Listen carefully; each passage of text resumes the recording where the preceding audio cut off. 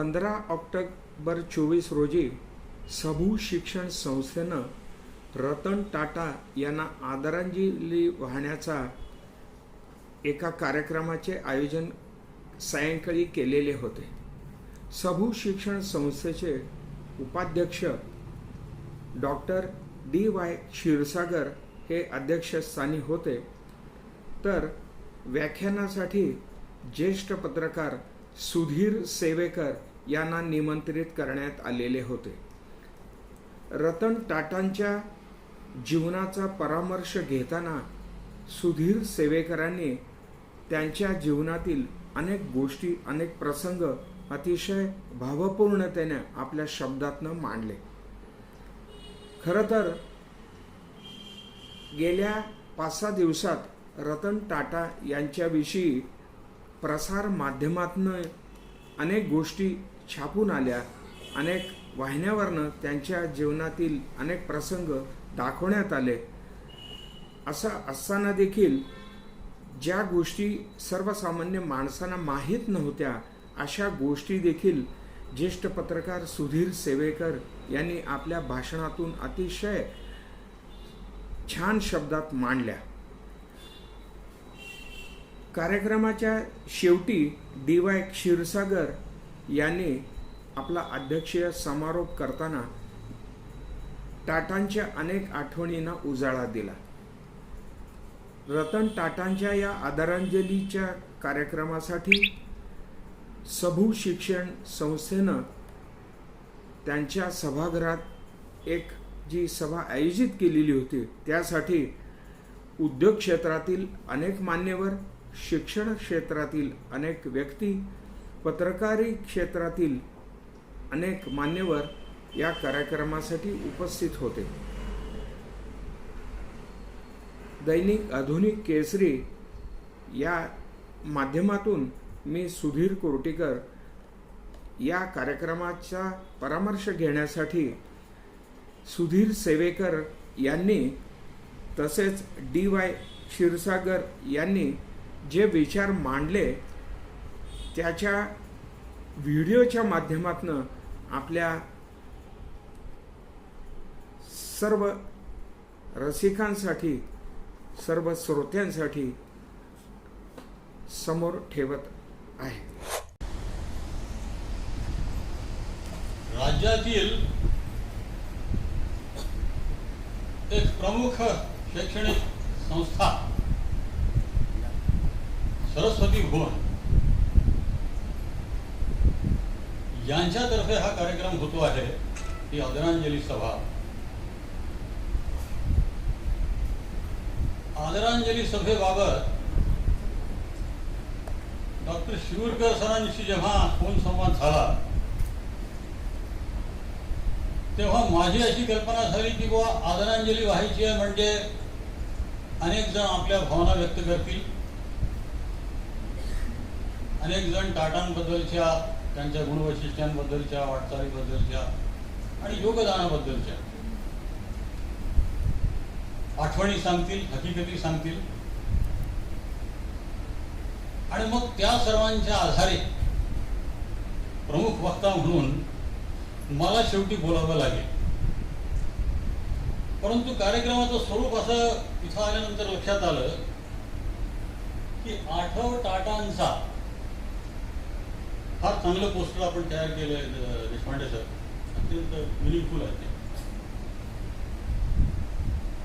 यामध्ये मलाच एकट्याला बोलायचं आहे. सरस्वती भुवन शिक्षण संस्थेचं उद्दिष्ट शिक्षण आणि गुणवत्तापूर्ण शिक्षण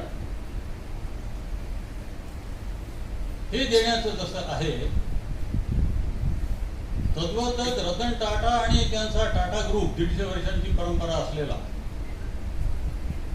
यांचा देखील अत्यंत जिव्हाळ्याचा विषय शिक्षण आणि गुणवत्तापूर्ण शिक्षण हाच राहत आलेला आहे. म्हणून तेही औचित्य मी या प्रसंगी नमूद करू इच्छितो. आज APJ अब्दुल कलाम यांचा देखील जन्मदिवस आहे. त्याचप्रमाणे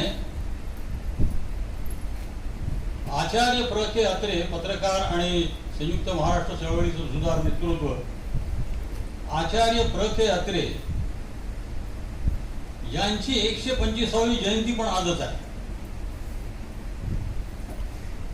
आणि ज्या सभागृहामध्ये हा कार्यक्रम होतोय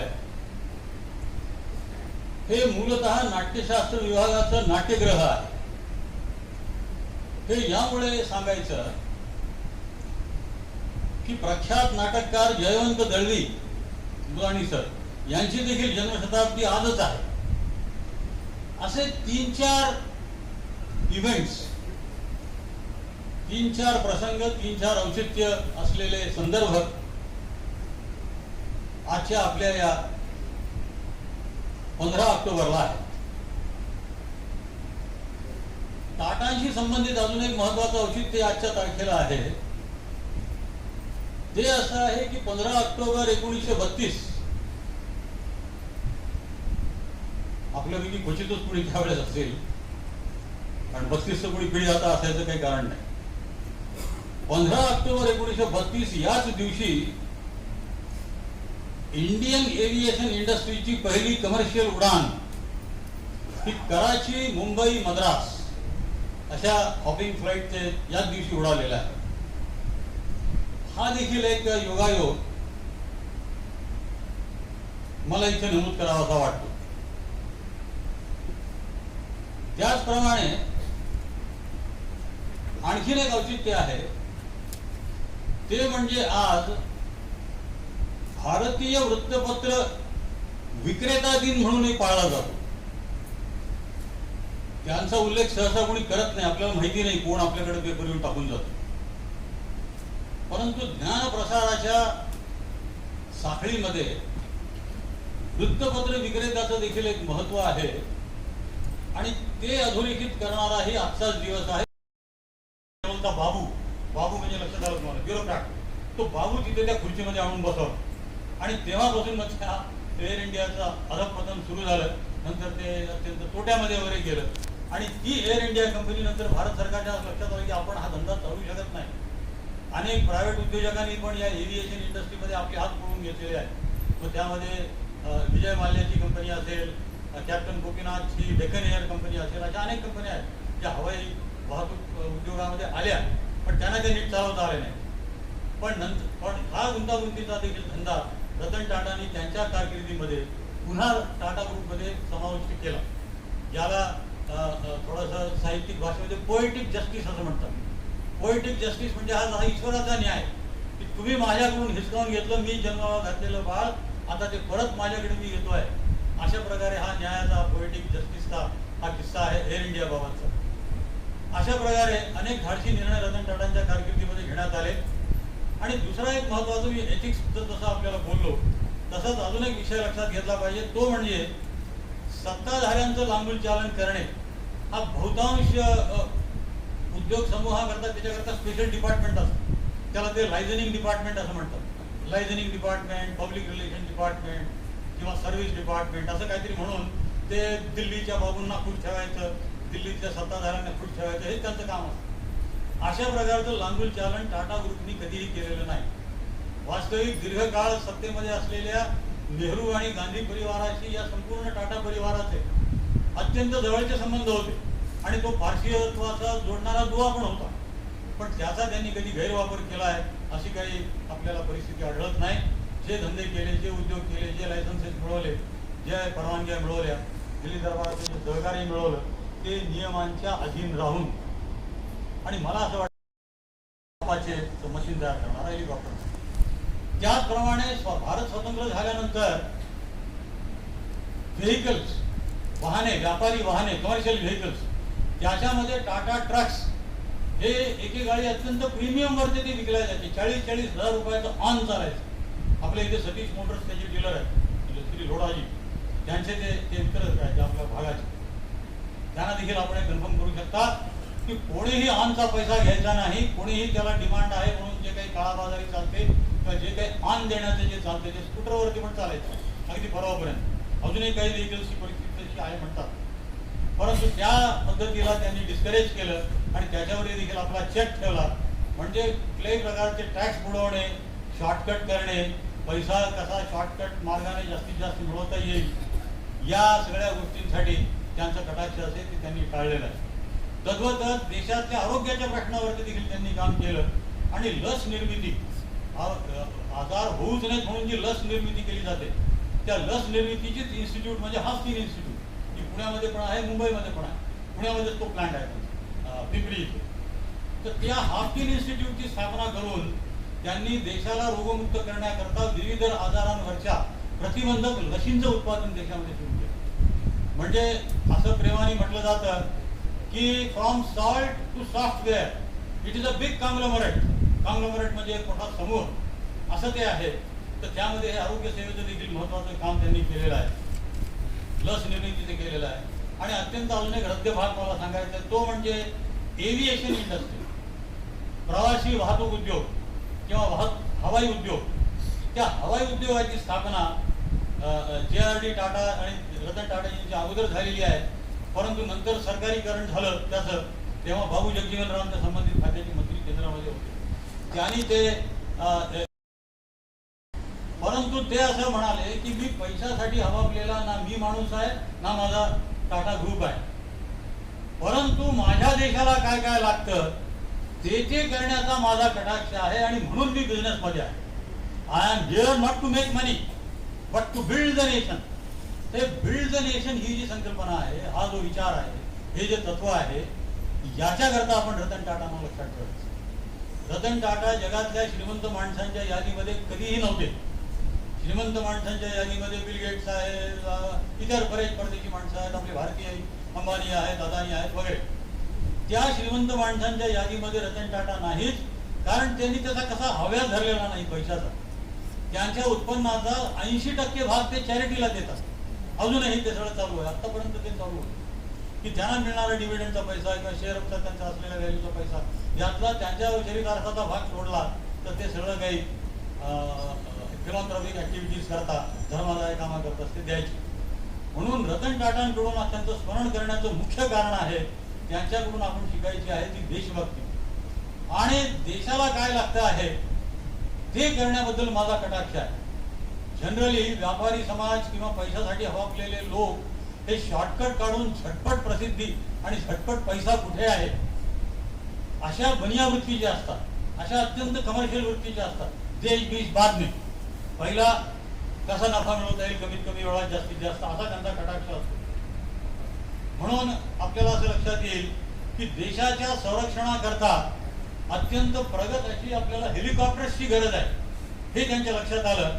आणि अपाचे नावाचे जे हेलिकॉप्टर आहे सर, त्या अपाचे हेलिकॉप्टर हे लष्करामधलं महत्वाचं, आपल्याच भारतीय लष्कराचं नव्हे, अमेरिकन लष्करामध्ये देखील अपाचे हेलिकॉप्टर्स आहेत. त्या अपाचे हेलिकॉप्टर्सचं मशीन, त्याचं महत्वाचा कोर मशिनरीचा भाग हा टाटा तयार करतो आणि ते जगभरातल्या अनेक देशांच्या संरक्षण विभाग की साधारण 1122, आता 2024 चालू आहे, 1122 इतकी वर्ष तेव्हा झाली. आता तेव्हा पर्शियामधून झोराष्ट्रियन धर्माचे अनेक कुटुंब तिथल्या परिस्थितीला कंटाळून तो देश कायमचा सोडून जहाजामध्ये बसून इतरत्र जाण्याकरता निघाली. आणि त्यातली काही जहाज सुरत, संजान, भरूच, दीव या पश्चिम किनारपट्टीवरील जो सगळा गुजरातचा भाग आहे, या पश्चिम किनारपट्टीवरील विविध बंदरांना लागली. तेव्हा त्या भागामध्ये राजा जयदेव नावाच्या राजाचं राज्य होतं. त्या राजाला तेव्हा जाडी राजा म्हणून म्हटलं जायचं, शॉर्ट फॉर्म जयदेवचं जाडी. या जाडी राजाला त्यांच्या दूतांनी खबर दिली की बरीच जहाजं आलेली आहेत आणि घोरे बाण, उंच दांडगे असे धिप्पाड, परंतु वेगळ्या भाषेचे, वेगळ्या कल्चरचे, वेगळ्या आंबेडीचे असे बरेच स्त्री पुरुष त्या जहाजामध्ये आहेत. तेव्हा त्यांना आपल्याला इथे परवानगी द्यायची का उतरायची? जयदेवनी त्यांच्या प्रतिनिधीला, म्हणजे त्या जहाजामधल्या सर्व समुदायाच्या लोकांच्या प्रतिनिधीला आपल्या दरबारामध्ये बोलावलं आणि तिथे त्या माणसाने विनंती केली की पर्शियामधील परिस्थितीला सोडून आम्ही पर्शियातील सारी नावाच्या भागातून आलेलो आहोत तेथील राजकीय आणि धार्मिक अत्याचारांना कंटाळून आम्ही तो देश सोडलेला आहे आणि आमच्या शेकडो बांधवांच्या वतीनं मी आपल्याला विनंती करतो की कृपया आम्हाला आपल्या राज्यात आश्रय द्यावा। आम्ही सारी नावाच्या भागातून आलेलो आहोत। त्यावर त्या जाडी राजानं, जयदेव राजानं दुधाने काठोकाठ भरलेला एक चषक त्याच्यासमोर दाखवला आणि म्हटला, जगह कहाँ है इसमें, इसमें मैं ज्यादा दूध नहीं भर सकता हूं, जगह नहीं है। अत्यंत नम्रपणे परंतु मोठ्या तल्लखपणे त्या पारसी समुदायाच्या प्रतिनिधीने आपल्या कुरसुंडीमधली साखर त्याच्यामध्ये टाकली आणि म्हणाला, देखो जिस तरह से ये शक्कर दूध में मिल गई है, बिना दूध को छलकाए हुए, न सांडू देता उलट त्याने दुधाची गोडी वाढवण्याचं काम केलेलं आहे। महाराज, आमचा समुदाय, आमचा समाज, आमचे लोक अशाच पद्धतीने आपल्या या भूमीची सेवा करू आणि आपल्या इथल्या जीवनाची गोडी वाढवू। त्याचं हे विलक्षण, चतुर परंतु अर्थपूर्ण असं उत्तर ऐकून जाडी राजा खुश झाले आणि सर्व जहाजातल्या लोकांना त्यांनी त्यांच्या राज्यामध्ये आश्रय दिला।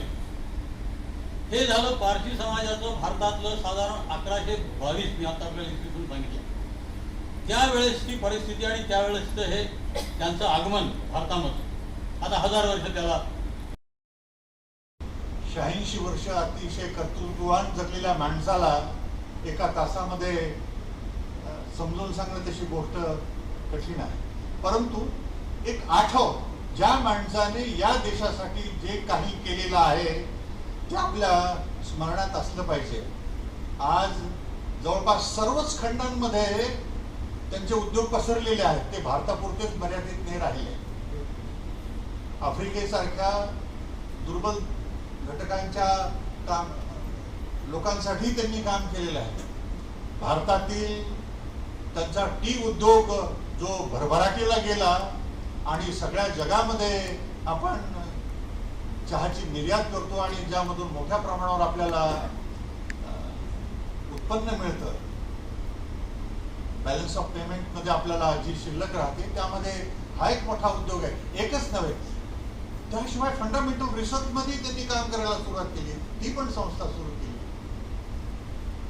म्हणजे एक आर्थिक भान, औद्योगिक भान एवढंच नव्हे तर सामाजिक भान असलेला एक उद्योजक भारताने गमावलेला आहे। त्यांच्या निधनाने आपल्या देशाची मोठी हानी। एक उद्योजक म्हणून काम करण्याच्या दृष्टिकोनातून विचारात घेतली पाहिजे, ते म्हणजे कॉर्पोरेट लिडरशिप। त्यांनी आपल्या कॉर्पोरेट लिडरशिपचा कुठेही गवगवा केला नाही, परंतु ते सगळ्यांना मान्य होतं। एक मोठा उद्योजक असूनही मी मोठा उद्योजक आहे, मी तुमचं नेतृत्व करतो, या देशाचं नेतृत्व करते उद्योगधंद्यामध्ये, अशी भूमिका त्यांनी मांडली नाही, परंतु लोकांनी ती मान्य केलेली होती। हे त्यांचं योगदान सगळ्यात महत्वाचं आहे। भूतदयेबद्दल तर काही सांगायलाच नको। प्राणी मात्रां, जे प्राणी आहेत त्यांचं संगोपन करायचं आहे, त्यांच्यासाठी दवाखाने काढायचे आहेत, त्यांची जपणूक करायची आहे। या गोष्टीकडे, या बारीक सारीक गोष्टीकडेही या माणसाने लक्ष दिलेलं होतं। अनेकाचे पेट्स घरामध्ये असतात, परंतु ते त्यांच्याच पुरते मर्यादित असतात, परंतु रस्त्यावर हिंडणारे जे पेट्स आहेत त्यांची सुद्धा काळजी या माणसाने केलेली होती। हे त्यांचं मोठेपण आहे। परिपाठ चालू राहावा म्हणून आपण दरवर्षी एक व्याख्यान आयोजित त्यांच्या नावाने करणार आहोत आणि आपले जे अनेक उपक्रम आपण संस्थेमार्फत चालवतो, ज्यासाठी आपल्या शाळा, आपले महाविद्यालय आपल्याला मदत करतात, त्यामधून कुठल्या तरी एका महाविद्यालयाने ही जबाबदारी स्वीकारावी आणि त्यांच्या निरंतर होणाऱ्या कार्यक्रमामध्ये याचाही समावेश करावा, असं मी त्यांना प्रामुख्याने सांगू